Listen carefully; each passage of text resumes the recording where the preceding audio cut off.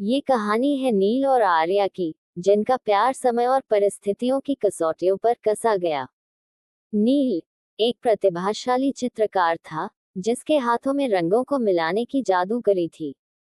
और आर्या एक मुक्त आत्मा, जिसने संगीत की मधुर धुनों में अपनी आत्मा को गढ़ा था। उनकी मुलाकात एक सामान्य दुर्घटना में हुई, जब नील की पेंट ब्रश आर्या की नोटबुक पर गिरी और उसमें रचा बसा संगीत रंगों में बहने लगा। प्यार ने धीरे धीरे अपने पंख पसारे और नील और आर्या ने साथ मिलकर संगीत और कला की एक नई दुनिया को जन्म दिया। लेकिन कहानी में तब मोड़ आया जब आर्या को पता चला कि उसे विदेश में एक संगीत कार्यशाला के लिए चुना गया है।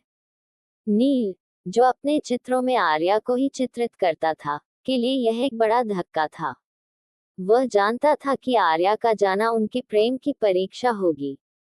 कई महीने बीत गए और आर्या ने विदेश में संगीत की अपनी शिक्षा को गहराई से अपनाया।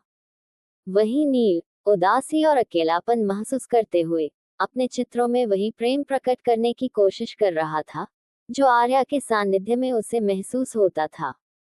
आर्या ने अपनी संगीत यात्रा को पूरा किया और वापस आ गई। नील और आर्या का पुनर्मिलन हुआ, लेकिन कुछ बदल गया था। सांस्कृतिक मतभेद, आर्या के संगीत में बदलाव और नील के चित्रों में आई उदासी ने उनके प्यार को प्रभावित किया। फिर भी उनका प्यार कुछ इस तरह का था जो बाधाओं को मात देकर उभरा। एक दिन नील ने आर्या के सामने वह चित्र प्रस्तुत किया, जिसे उसने उसकी अनुपस्थिति में बनाया था। आर्या ने उसमें अपने लिए नील की गहरी उदासी और प्यार को महसूस किया। उसी पल आर्या ने एक ऐसी धुन बजाई, जिसमें उसने अपने दिल के हर कोने से नील के प्रति अपने प्रेम को व्यक्त किया। संगीत और चित्रकला के माध्यम से उन्होंने एक संवाद स्थापित किया, जहां शब्दों की जरूरत नहीं पड़ी। कहानी समाप्त होती है, लेकिन उनका प्यार एक नया आयाम पा चुका था।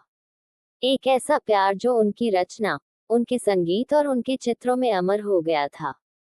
प्यार की अधूरी दास्तान, एक अमर प्रेम कहानी, केवल एक कहानी नहीं, एक एहसास है, जो प्रेमियों को प्रेरित करता है कि सच्चा प्यार कभी अधूरा नहीं होता, चाहे परिस्थितियां कैसी भी हो।